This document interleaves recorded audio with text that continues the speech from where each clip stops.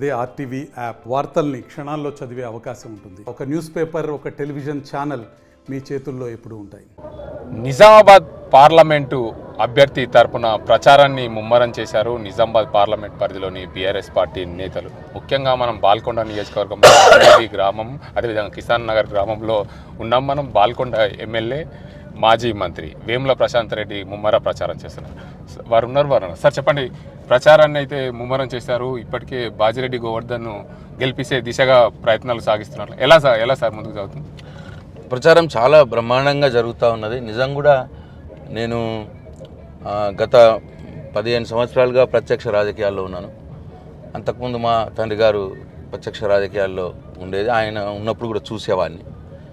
ఒక ప్రభుత్వం మీద ఇంత తొందరగా ప్రజల నుంచి వ్యతిరేకత రావడం అనేది నేను ఫస్ట్ టైం చూస్తూ ఉన్నాను.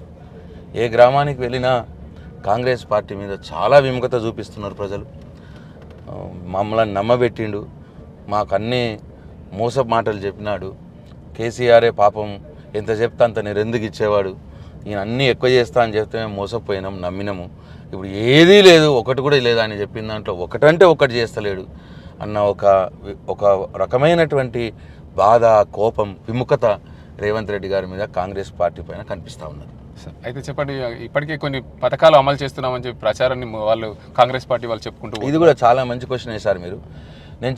మేము అడుగుతున్నాం, ఆయన అమలు చేసిన పథకాలు ఒకటి ఉచిత బస్సు వేశాడు అన్నాను నేను. ఉచిత బస్సు వేశాడు అనగానే మీరు నెక్స్ట్ మీటింగ్లో మీరు టీవీ పెట్టి చూడిపియండి. ఉచిత బస్సు అని పేరు తీయగానే మొఖాలు తిప్పుకుంటున్నారు, తిట్టుకుంటున్నారు ఆయన్నే. దాంట్లో ఏముంది, అంతా మా చెప్పులు పోతున్నాయి, మా బట్టలు చినిగిపోతున్నాయి, కిక్కిర్స్ ఉంటున్నది అని ఒక రకమైనటువంటి అసంతృప్తి వాళ్ళలో ఉన్నది. ఎందుకంటే 10 బస్సులు వచ్చేటి 4 బస్సులు వస్తున్నాయి. అందరు కలిపి ఒక దాంట్లో రష్గా అయిపోగానే మొత్తం వాళ్ళకి అసౌకర్యంగా ఉంటా ఉన్నది. దాని మీద హ్యాపీ లేరు. అట్నే సిలిండర్ ఒకటి చేసినామని చెప్పాడు.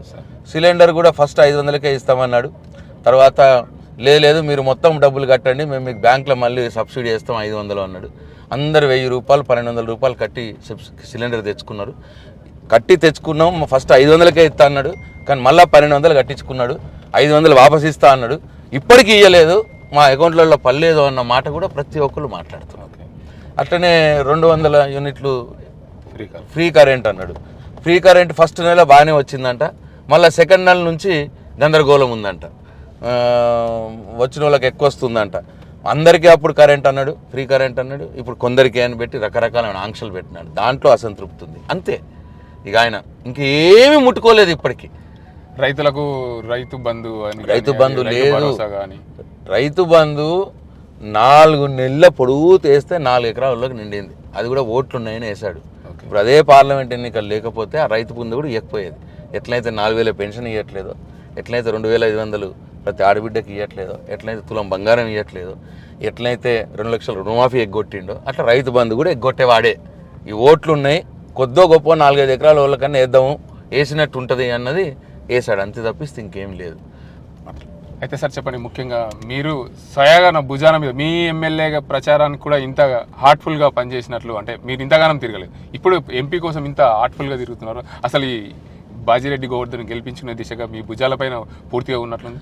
తప్పకుండా మా నాయకుడు కేసీఆర్ గారు ఆదేశం ప్రకారం కేసీఆర్ గారు పెట్టినటువంటి అభ్యర్థి బాజిరెడ్డి గోవర్ధన్ గారు కాబట్టి తప్పకుండా పార్టీ సైనికుడిగా, కేసీఆర్ సైనికుడిగా నా శక్తి ఎంత ఉంటే అంత శక్తిని ధారపోస్తాను. 1.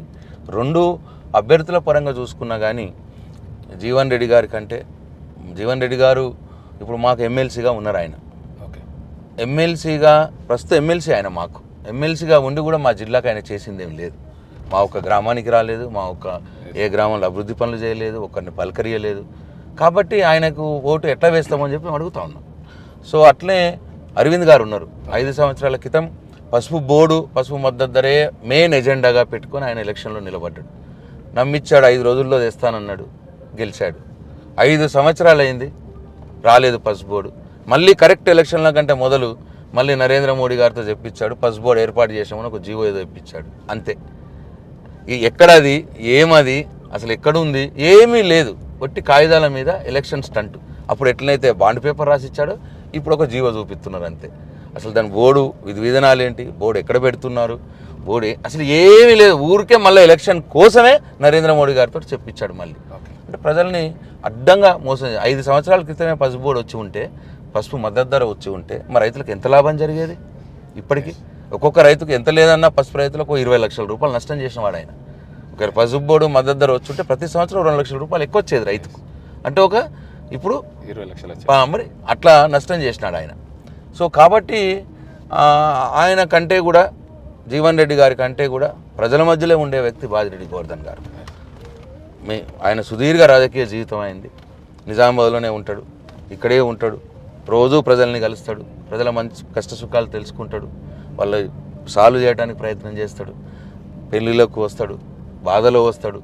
ఇట్లా ప్రజల మధ్యలో ఉండే వ్యక్తి బాజిరెడ్డి గోవర్ధన్ గారు. స్థానికుడు, ఇక్కడికి అందుబాటులో ఉంటాడు కాబట్టి డెఫినెట్గా బాజిరెడ్డి గారిని గెలిపించుకోవడం మా బాధ్యత. సార్, తెలంగాణ రాష్ట్ర వ్యాప్తంగా ఎన్ని సీట్లు వచ్చే అవకాశాలు ఉన్నాయి బీఆర్ఎస్ పార్టీకి? మా నాయకుడు చెప్తున్నారు, మా నాయకుడు మా సర్వేలు చెప్పిన దాని ప్రకారం 8 నుంచి 11 సీట్లు వస్తాయని చెప్పి మేము భావిస్తా ఉన్నాం. సార్, బీజేపీ పార్టీ వాళ్ళు నిన్న జరిగిన మీటింగ్ కాంగ్రెస్ బీఆర్ఎస్ రెండు ఒకటే అని చెప్పి ప్రచారం చేస్తున్నాయి ఆ కుటుంబ పార్టీలను. కుటుంబ పార్టీలుగా ప్రచారం చేయడము అనంటే అది రోజు అదే అంటున్నారు. ఎవరు కుటుంబము ఎవరు ప్రమోట్ చేయలేదు ఇక్కడ. కేసీఆర్ గారు, కేటీఆర్ గారు ఇప్పటికీ 4 సార్లు ఎమ్మెల్యే గెలిచాడు. ఒక ప్రమోట్ చేస్తే ఒకటేసారి ప్రమోట్ చేస్తారు. హరీష్ రావు గారు 6 సార్లుగా ఎమ్మెల్యే గెలిచాడు. కవిత గారు ఒకసారి ఎంపీగా ఒకసారి ఎమ్మెల్సీగా గెలిచాడు. అట్లా ప్రమోట్ చేస్తే ఎవరు రారు. కాబట్టి అదంతా ఒకటి శుద్ధ దండుగా. అసలు యాక్చువల్గా ఏమైందంటే Congress party BJP party match fixing చేసుకున్నాయి. స్పెషల్లీ నిజామాబాద్లో సుదర్శన్ రెడ్డి గారు, అరవింద్ గారు ఇద్దరు ఒకటైపోయారు, మ్యాచ్ ఫిక్స్ చేసుకున్నారు.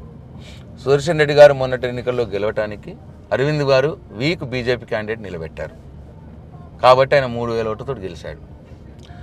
ఇప్పుడు అరవింద్ గారు గెలవటానికి సుదర్శన్ రెడ్డి గారు జీవన్ రెడ్డి గారిని తీసుకొచ్చి నిలబడ్డాడు. యాక్చువల్గా జీవన్ రెడ్డి గారు అడిగింది కరీంనగర్ సీట్ అడిగాడు, ఆయన ఈ సీట్ అడగలేదు, బలవంతంగా తీసుకొచ్చి ఇక్కడ పెట్టినారు ఆయన్ని. ఏంటి, పరోక్షంగా అరవింద్ గారు గెలవాలి, బీజేపీ గెలవాలి. ఇట్లా మ్యాచ్ ఫిక్సింగ్ చేసుకొని కాంగ్రెస్ బీజేపీ ఒకటైనాయి. చాలా దగ్గరలో కాంగ్రెస్ బీజేపీ ఒకటే ఇవాళ నడిపిస్తూ ఉన్నారు. ఈటల రాజేందర్ గారి పైన నిలబడటానికి, ఈటల రాజేందర్ గారి పైన క్యాండిడేటు అక్కడి నుంచి తీసుకొచ్చారు. స్థానికుడు కాదు ఆయన, సునీతా మహేందర్ రెడ్డి గారిని రంగారెడ్డి జిల్లా నుంచి తీసుకొచ్చారు ఇక్కడికి. మరి ఆయన స్థానికుడే కాదు, వాళ్ళు మ్యాచ్ ఫిక్సింగ్. అట్లనే బండి సంజయ్ గారి మీద కాంగ్రెస్ పార్టీ నిలబెట్టిన క్యాండిడేటు వెల్చాల రాజేందర్ రావు, ఆయన అసలు ఫీల్డ్లో ప్రత్యక్ష రాజకీయాల్లో యాక్టివ్గా లేని వ్యక్తిని తీసుకొచ్చి పెట్టారు. అంటే పరోక్షంగా బండి సంజయ్ని గెలిపించాలి, అక్కడ పరోక్షంగా ఈటల రాజేందర్ గారిని గెలిపించాలి, ఇక్కడ పరోక్షంగా అరవింద్ గారిని గెలిపించాలి. అక్కడ కిషన్ రెడ్డి గారి మీద బీజేపీ కిషన్ రెడ్డి గారు సికింద్రాబాద్లో నిలబడ్డాడు. సికింద్రాబాద్లో స్థానికేతడు వచ్చి నాగేందర్ని తీసుకొచ్చి మా దాంట్లోకి వెళ్ళి తీసుకుపోయి నాగేందర్ని తీసుకొచ్చి పెట్టారు. మరి అక్కడ ఆయన కిషన్ రెడ్డి గారిని గెలిపించాలి. ఇట్లా వాళ్ళే బీజేపీ అధినాయకత్వంలో ఉన్న ముఖ్యుల్ని గెలిపేయడానికి రేవంత్ రెడ్డి మ్యాచ్ ఫిక్సింగ్ చేసుకొని అక్కడ వీక్ క్యాండిడేట్లు, వీళ్ళు ముఖ్యులు గెలవటానికి మ్యాచ్ ఫిక్సింగ్ చేసుకొని బీజేపీ వీక్ క్యాండిడేట్లు. ఇట్లా ఇవాళ రాష్ట్రంలో కాంగ్రెస్ బీజేపీ ఒకటైనాయి. ఇదొక పార్ట్. ఇంకో పార్ట్ ఏంటంటే అసలు బేసిక్గా పెద్దలే కలుతున్నారు. నరేంద్ర మోడీ రేవంత్ రెడ్డి ఒకటైతాను. ఆయనని బడే బాయ్ అంటాడు, ఆయన చోటే బాయ్ అంటాడు. డెఫినెట్గా ఇన్నిసార్లు మేము అంటున్నాం కదా, రేవంత్ రెడ్డి బీజేపీలో కలుస్తాడు ఎలక్షన్ల తర్వాత, మరో ఏక్నాథ్ షిండే అవుతాడు మా కేటీఆర్ గారు అంటున్నారు. ఇన్నిసార్లు మేము అంటున్నాం.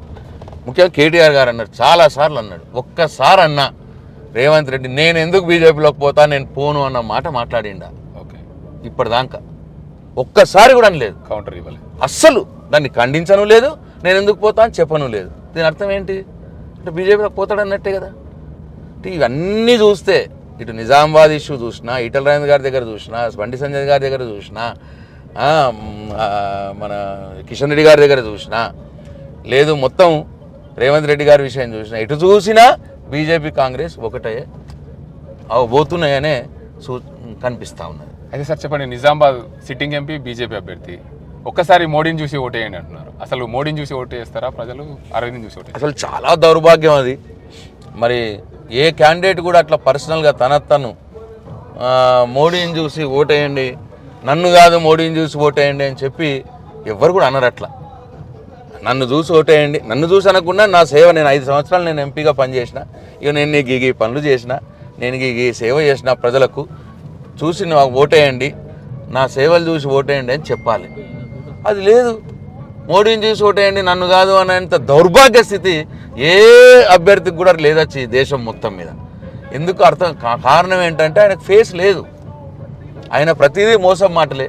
ఏ ఊరికి రాలేదు, ఏ పని ₹1 పని చేయలేదు, ఇస్తా అన్న పసుపు బోర్డు రాలేదు, ఇస్తా అన్న పసుపు బంధత రాలేదు.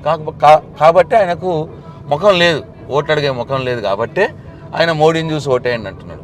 నేను అంటున్నా, మోడీని చూసి ఓటేయాలనుకుంటే మోడీ గారు రమ్మని నిజామాబాద్ వచ్చి నిలబడితే అప్పుడు ఆలోచిస్తాం. మోడీ గారే వచ్చి నిలబడితే ఆలోచిస్తాం. అసలు ఇంకో మాట కూడా మాట్లాడుతున్నాను నేను. అరవింద్ గారు 543 సీట్లలో ఒక్క సీటు ఇది అరవింద్ గారు. అరవింద్ గారు ఎంపీగా గెలిచినా ఓడినా అటు నరేంద్ర మోడీ గారు ప్రధానమంత్రి కావడానికి కావచ్చు, ఇటు రాహుల్ గాంధీ గారు ప్రధానమంత్రి కావడానికి కావచ్చు, ఒరిగేది లేదు, నష్టము లేదు ఈయన ఒక్కడితో. కాబట్టి నేను ప్రజలకు విజ్ఞప్తి చేస్తా ఉన్నా, ఇటువంటి మోసం చేసిన వ్యక్తిని, ఇటువంటి అహంకారపూరితమైన వ్యక్తిని, ఏ ఊరికి రాని వ్యక్తిని, ప్రజల్ని పట్టించుకోని వ్యక్తిని, ప్రజలంటే హేళనగా చూసే వ్యక్తిని, ప్రజలంటే పట్టింపు లేని వ్యక్తిని ఈ అరవింద్ గారిని ఓడగొట్టండి. దయచేసి టీఆర్ఎస్ పార్టీని గెలిపియండి. ప్రశ్నించే గొంతుక ఇవాళ తెలంగాణ రాష్ట్రంలో కాంగ్రెస్ పార్టీ అధికారంలో ఉంది, బీజేపీ కేంద్రంలో అధికారంలో ఉన్నది, వాళ్ళ ప్రతిపక్షంలో ఉన్నది టీఆర్ఎస్ పార్టీ, కేసీఆర్. ప్రశ్నించే గొంతు ఇవాళ కేసీఆర్, ప్రశ్నించే గొంతు ఇవాళ టీఆర్ఎస్ పార్టీ. ఇంకొక ప్రశ్నించే గొంతుకని బాజిరెడ్డి గోవర్ధన్ గారిని గెలిపించి మీ వైపున పోరాడే శక్తి మాకు ఇవ్వండి అని చెప్పి నేను నిజామాబాద్ జిల్లా ప్రజలకు విజ్ఞప్తి చేస్తా ఉన్నా. Okay sir, thank you. జై తెలంగాణ, జై కేసీఆర్. నమస్తే అండి. ఇది వ్యాపారం గురించి కాదు, ఓటు గురించి. ఎన్నికల్లో ఓటు వేయడం మన హక్కు మాత్రమే కాదు, కర్తవ్యం. ఎంతో మంది మహా నేతలు శ్రమించి ప్రాణత్యాగం చేసి ఈ అవకాశాన్ని మనకిప్పించారు. అందరూ ఓటు వేద్దాం. ఎందుకంటే ఓటు హక్కు ఊరికే రాదు. నా ఓటు ఎవరికో తెలుసా? అది సీక్రెట్ అండి.